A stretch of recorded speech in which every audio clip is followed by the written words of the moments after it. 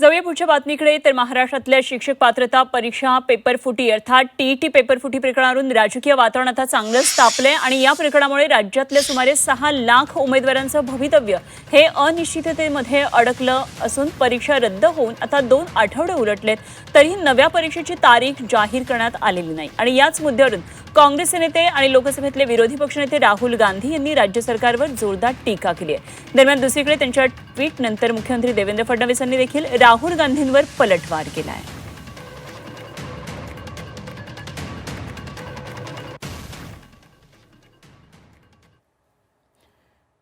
तर टीईटी परीक्षेची नवी तारीख जाहीर करा, राहुल गांधींनी मागणी केलेली आहे। पेपर फुटीसाठी जबाबदार असणाऱ्यांवर कारवाई व्हावी, उमेदवारांवर नाही।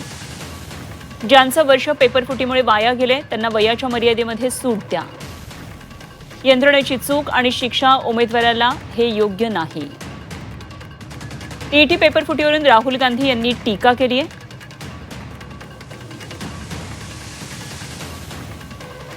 पेपर फुटल्यानंतर नाही, त्याच्या आधी ही कारवाई महाराष्ट्र सरकारने आमच्या पोलिसांनी केलेली आहे आणि निश्चितपणे पुढची परीक्षा योग्य पद्धतीनं व्हावी याचं नियोजन चाललं आहे।